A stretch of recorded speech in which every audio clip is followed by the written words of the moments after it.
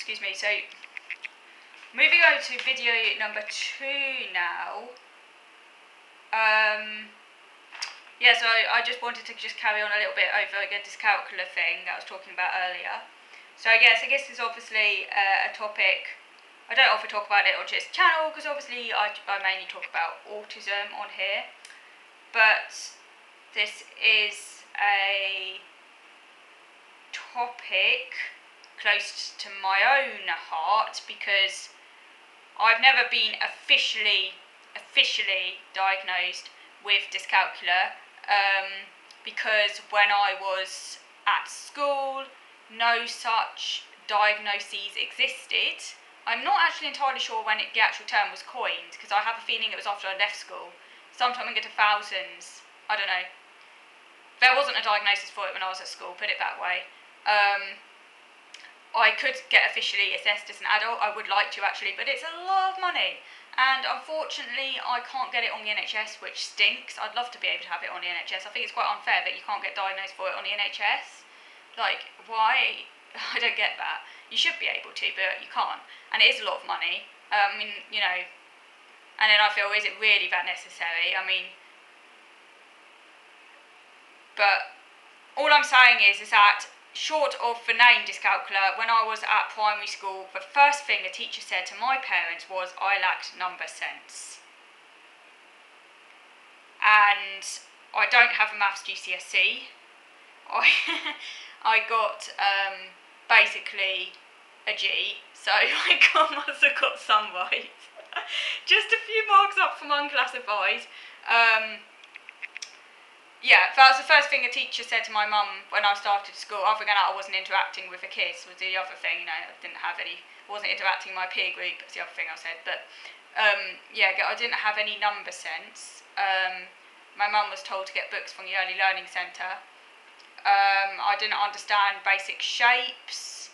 I couldn't do basic additions. I had to have a teaching assistant trying to help me do that stuff, you know, like using, I remember using those plastic cubes, you know.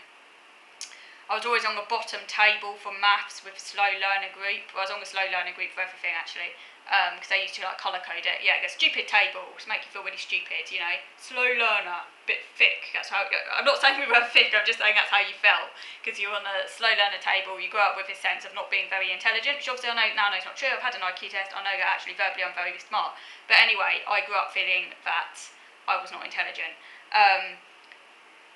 and obviously maths is a big part of that.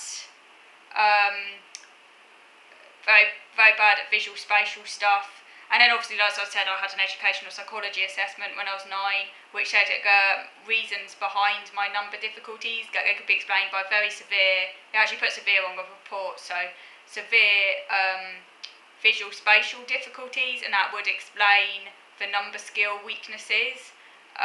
So yeah, I mean, it's basically, in lieu of, I don't agree with self-diagnosis, but I am, for want of a better word, yeah, I mean, let's put it this way, I have maths learning difficulties.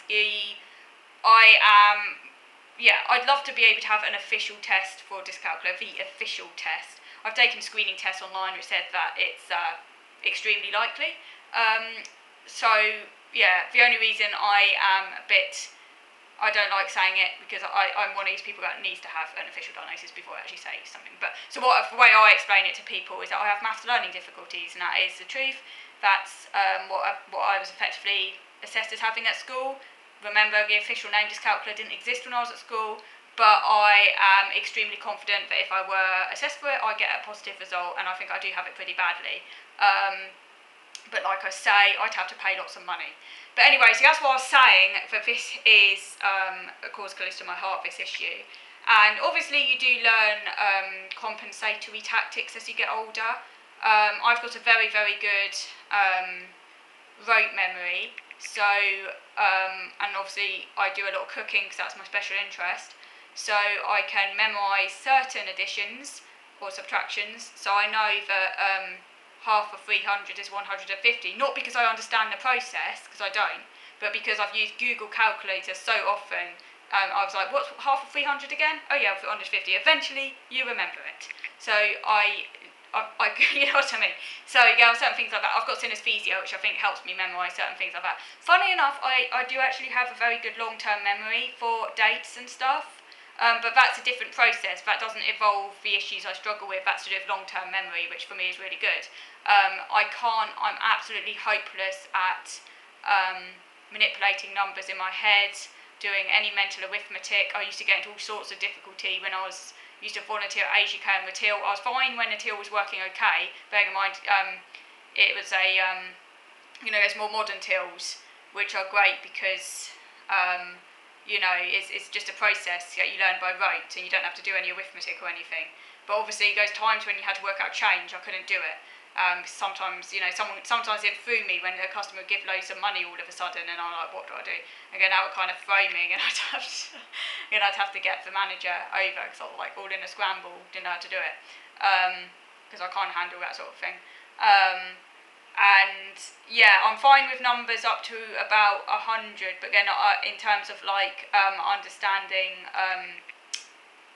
what I mean is in terms of like understanding like very, very basic understanding of how much I should spend each week and stuff, only because I was told once by someone who used to help me about how much I'll be safe spending each week, because I still don't really understand it, so I just stick rigidly to what she said.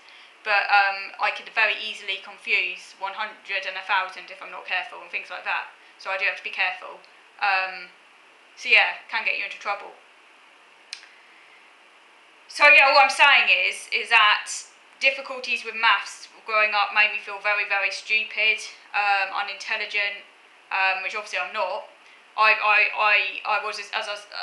been assessed as my working memory is basically impaired, and a lot of because when I had the cognitive assessment, my working memory was shown to be impaired, and and that's because the working memory component involves a lot of numbers. So that kind of doesn't come as a surprise. And also my processing speed is extremely low, like in the intellectually disabled range. So that also might explain why I felt stupid growing up, because it takes me ages to process things, and also I can't organise myself for toffee. So executive function problems can also make you feel stupid. All those things growing up made you feel like a complete idiot, and yeah, which I'm not obviously, but. So what I'm saying is that like that remark from Rishi Sunak is just completely disgusting. Like, it's not something people with like specific learning difficulties need to hear. It's not. You should feel embarrassed. Like you've been made to feel embarrassed all your fucking life. You know what I mean? And it's not. It's not what anyone wants to hear, regardless of whether or not they have learning difficulties or whatever. It's not what anyone wants to hear. But anyway, I'm going to stop waffling on about that, and I think I'm going to draw this video to a close now. Because I want to vote, because there's a few other articles I want to come back to talk about next week or whenever. Might be before next week. We'll see. Or it might be next week. We'll see. But yeah, I'll stop this video now. So let me know what you think, and thank you for watching.